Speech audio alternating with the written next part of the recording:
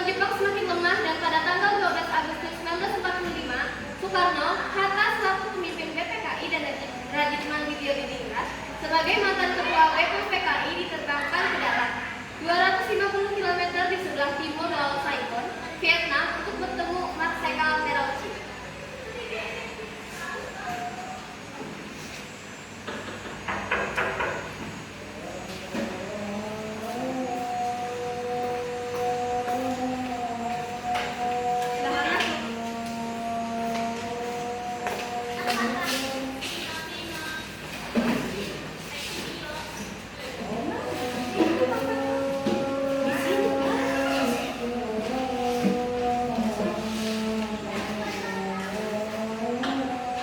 Saudara Soekarno, Hatta, dan Raditman, saya sebagai utusan dari pemerintah Jepang ingin menyampaikan suatu hal, yaitu Jepang akan segera memberikan kemerdekaannya kepada Indonesia sesuai dengan janji Perdana Menteri Kunemi Koizumi. Dengan cara apa Jepang menyatakan kemerdekaan Indonesia? Dengan memproklamasikan kemerdekaan Indonesia, dan itu dapat dilaksanakan beberapa hari ke depan tergantung cara kerja PPKI. Saya sangat setuju karena PPKI adalah badan yang bertanggung jawab untuk menyusun proklamasi kemerdekaan. Saya sependapat dengan Anda, Bu, tetapi kita harus tetap menyegerakan memproklamasikan kemerdekaan Indonesia, Bu. Maaf, tetapi pihak Jepang meminta proklamasi kemerdekaan dibacakan pada tanggal menentukan 24 Agustus 1945. Akan saya pikirkan kembali permintaan Anda, karena kami harus membicarakannya dengan PPKI. Baik, kalau begitu, terima kasih. Saya undur diri. Jadi tidak.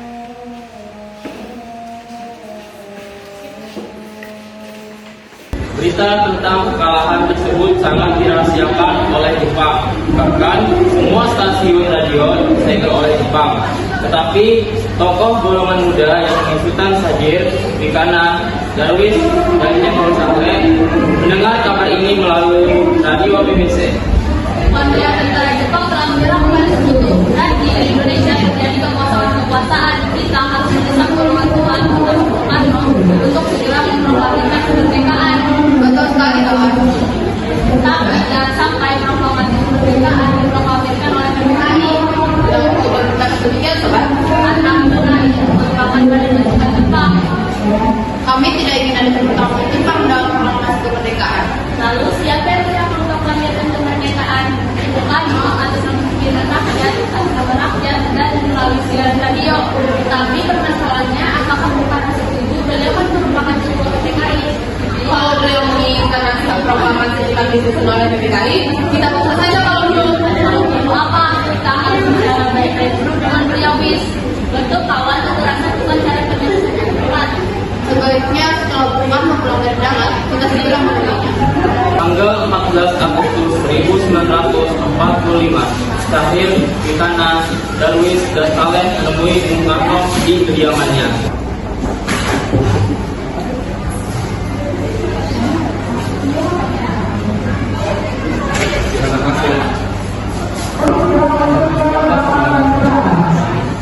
Ini Bung Karno, negara Jepang telah menyerang. Kami memerintahkan Bung Karno untuk segera memproklamasikan kemerdekaan. Tapi kan adalah badan yang memutuskan itu semua. Maksudnya PPKI? Betul, badan PPKI tahu apa saja yang harus disiapkan. Kami sebagai golongan muda tidak setuju jika PPKI yang menyiapkan proklamasi, karena PPKI merupakan badan bentukan Jepang. Kami tidak ingin kemerdekaan yang kita peroleh ada campur tangan dari pemerintah Jepang. Memproklamasikan kemerdekaan merupakan masukan tugas PPKI. Baik, kalau pendapat seperti itu, kami mengerti.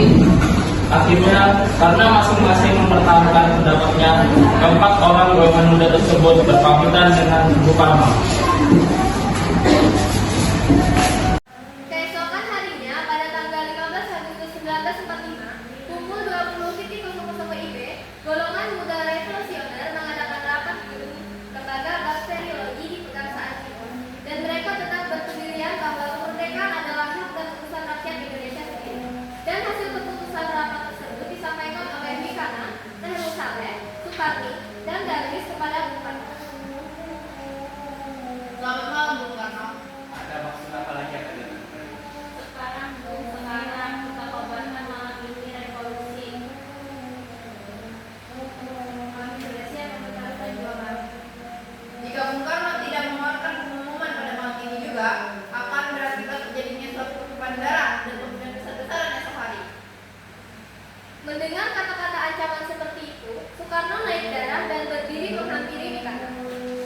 Ini batang leherku. Serlah saya ke pojokan dan potonglah batang leherku. Tidak usah menunggu esok hari. Jepang adalah masa silam. Kita sekarang harus menghadapi Belanda yang berusaha akan kembali menjadi tuan di negeri kita ini. Jika saudara tidak setuju dengan apa yang saya katakan dan merasa bahwa saudara siap dan sanggup untuk memproklamasikan kemerdekaan, mengapa saudara tidak memproklamasikan itu? Mengapa saudara tidak memproklamasikan kemerdekaan itu sendiri? Mengapa meminta Soekarno untuk melakukan hal itu? Apakah kita harus menunggu hingga kemerdekaan itu diberikan kepada kita sebagai hadiah? Mengapa bukan rakyat itu sendiri yang memproklamasikan kemerdekaannya? Mengapa bukan kita yang menyatakan kemerdekaan kita sendiri sebagai suatu bangsa? Kami berpikir dalam membicarakan baik-baik dengan Jepang. Saya takut Jepang hanya melakukan muslihat sehingga jika kita bertindak salah akan terjadi pertumpahan darah. Kekuatan yang tergelincir tidak cukup untuk melawan kekuatan bersenjata dan kesiapan total tentara Jepang. Coba apa yang kau bisa perlihatkan kepada saya? Mana bukti kekuatan yang diperhitungkan itu? Apa tindakan bagian keamananmu untuk menyelamatkan perempuan dan anak-anak? Bagaimana cara mempertahankan kemerdekaan setelah diproklamasikan? Kita tidak akan mendapat bantuan dari Jepang atau sekutu. Coba bayangkan bagaimana kita bergerak tegak di atas kekuatan sendiri. Sekarang saya mohon waktu sejenak untuk merenungi karena saya tidak memutuskan sendiri. Soekarno, Hatta, Ahmad Subarjo, Dr. Bintara, Dr. Sanusi, dan Imam Kusuma Sentari yang hadir malam itu melakukan perundingan. Setelah selesai berdiskusi, Hatta menyampaikan hasil perundingannya kepada golongan muda. Hasil dari golongan muda tetap kami tidak bisa terima karena kurang perhitungan dan takut akan memakan banyak korban jiwa dan harta.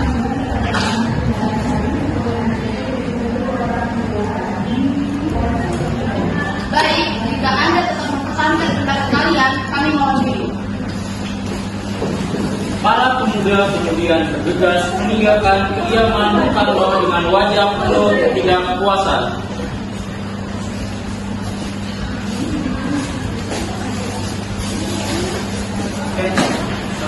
Setelah mengetahui pendirian golongan tua, pada pukul 24.00, golongan muda melakukan rapat di asrama Batarti, Jalan Cikini 71. Dalam rapat ini diputuskan untuk memusingkan Soekarno dan Hatta ke Rengas Dengklok. Tujuannya adalah agar IR Soekarno dan DRS Hatta tidak terpengaruh oleh Jepang. Di sini, mereka kembali meyakinkan Soekarno bahwa Jepang telah menyerang dan memproklamasikan kemerdekaan segera dibicarakan tanpa pengaruh Jepang. Pada pukul 04.00, tanggal 16 Agustus 1945, dibawa ke Rengas Dengklok. Syahrul, Saleh, Soedarto, Singgih merupakan tentara peta melakukan aksi tersebut.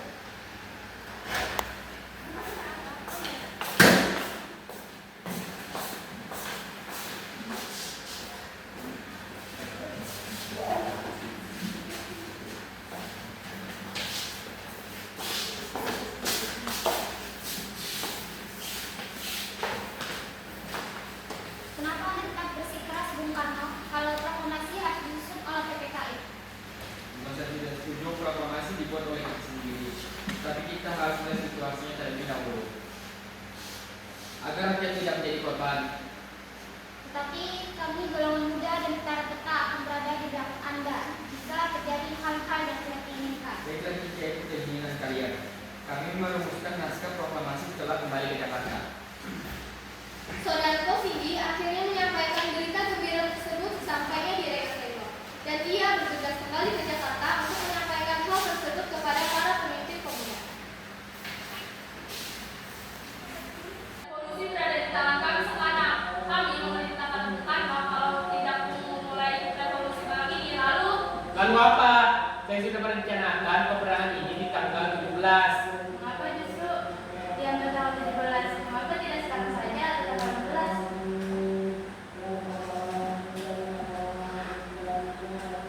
Saya tidak menerangkan dengan pertimbangan akal mengapa tanggal 17 lebih banyak harapan kepadaku. Akan tetapi saya merasa di dalam kabulku bahwa tanggal 17 adalah yang sangat baik. Angka 17 adalah angka suci. Pertama-tama kita sedang berada di bulan suci Ramadan. Waktu kita masih berpuasa. Ini berarti saat yang paling suci bagi kita tanggal 17 dan hari Jumat. Hari Jumat itu Jumat Legi. Jumat yang berbahagia. bahagia. Dimasuki Al-Quran yang tanggal 17. Orang Islam sembahyang di Musdalifah oleh karena hujan 17 harta tersebut bukanlah buatan manusia. Sementara itu di Jakarta, antara Edgar Ahmad Subarjo dari golongan tua dengan Dikana dari golongan muda membicarakan kemerdekaan yang harus dilaksanakan di Jakarta. Laksamana Lakasimaida bersedia untuk menjamin keselamatan mereka selama berada di rumahnya. Berdasarkan kesepakatan itu, Yusuf Kunto dari pihak pemuda hari itu juga mengantar Ahmad Subarjo bersama sekretaris pribadinya Sudiro ke Rengas Dengklok untuk menjemput Soekarno dan Hatta.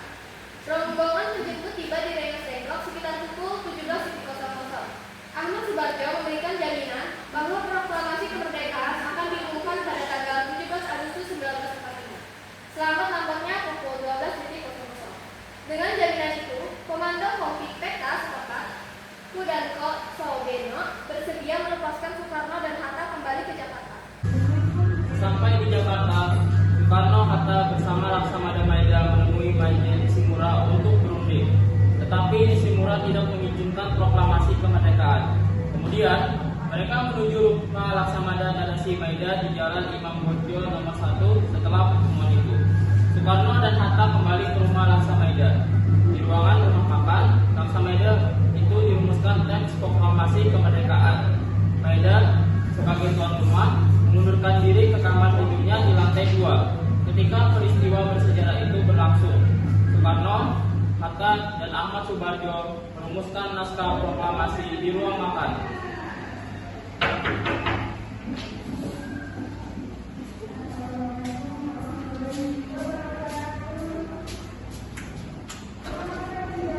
Silakan pada waktu saja membawa keamanan akan saya jaga.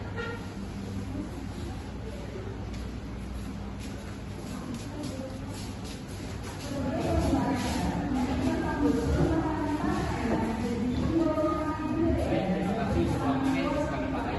Ruang makan dan silakan.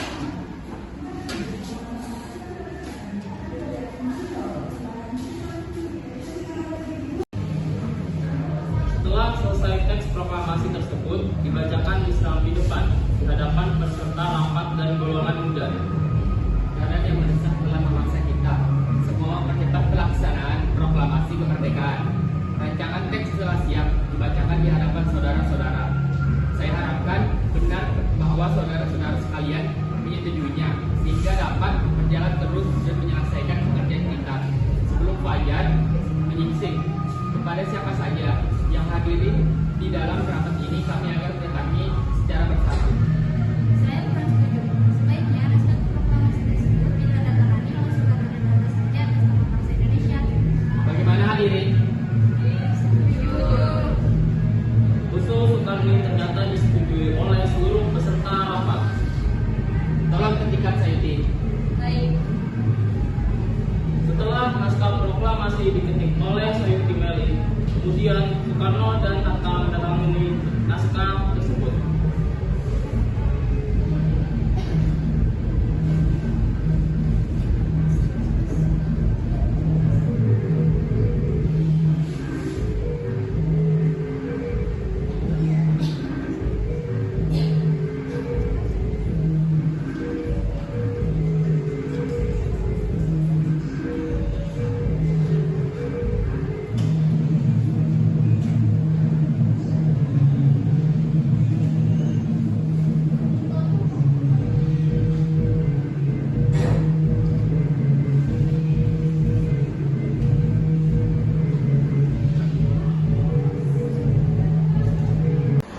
Setelah terjadi perdebatan tentang di mana lokasi pembacaan naskah proklamasi, akhirnya disepakati bahwa pembacaan naskah proklamasi dibacakan di Jalan Pegangsaan Timur nomor 56 pada pukul 10.00. Para undangan dan warga Jakarta pun berbondong-bondong menuju kediaman Bung Karno tersebut.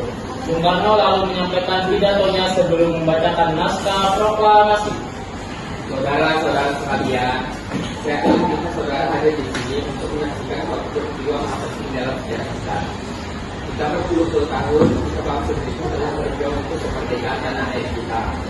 Bahkan dalam beratus-ratus tahun, gelombang kita untuk mencapai kemerdekaan itu ada naiknya ada turunnya. Tetapi jiwa kita tetap menuju ke arah kita juga di dalam jalan Jepang. Usaha kita untuk mencapai kemerdekaan nasional tidak berhenti. Dalam jalan Jepang ini tampaknya sedikit berat menjalankan diri kepada mereka, tapi alhamdulillahnya tetap kita menyusun tindakan kita sendiri, tetap kita percaya kepada kekuatan sendiri. Sekarang kita berada mengambil nasib bangsa dan nasib tanah air kita di dalam tangan kita sendiri. Hanya bangsa yang berani mengambil nasib dalam tangan sendiri. Kita berdiri dalam waktu, tetapi dari dalam keadaan kawasan dengan berupa pemutaran yang berbeda dari seluruh dunia. Dia berkata bahwa anak-anak datang saatnya untuk kepada mereka. Saudara-saudara, ini menyatakan perbuatan mereka itu bagaimana proklamasi. Proklamasi kami bangsa Indonesia ini menyatakan kemerdekaan Indonesia yang mengenai dan kekuasaan mengenai diselenggarakan dengan secara bersama dalam sebuah komunikasi Jakarta 24 tahun 1941 atas nama bangsa Indonesia. Demikianlah segala sejarah tidak ada satu negara lagi yang memiliki tanah air kita dalam bangsa kita. Mulai saat ini kita menyusun negara kita, negara merdeka, negara republik merdeka, kalau yang abadi insya Allah Tuhan merdeka. Semua yang hadir di situ menjawab merdeka secara serentak. Acara dilanjutkan dengan pengibaran bendera merah putih. Soekarno dan Hatta lagi beberapa langkah menuruni anak tangga terakhir dari serambi muka, lebih kurang 2 meter di depan tiang. Ketika SPK Menteri diminta maju untuk mengibarkan bendera, dia menolak. Lebih baik seorang prajurit, katanya, tanpa ada yang menyuruh Latin Leningrad yang berseragam peta berwarna hijau untuk maju ke dekat tiang bendera, mengambil bendera dari atas baki yang telah disediakan dan mengikatnya pada tali dibantu oleh Latin Leningrad. Bendera dinaikkan perlahan-lahan tanpa ada yang memimpin. Para hadirin dengan spontan menyanyikan lagu Indonesia Raya. Bendera dikerek dengan lambat sekali untuk menyesuaikan dengan irama lagu Indonesia Raya yang cukup panjang.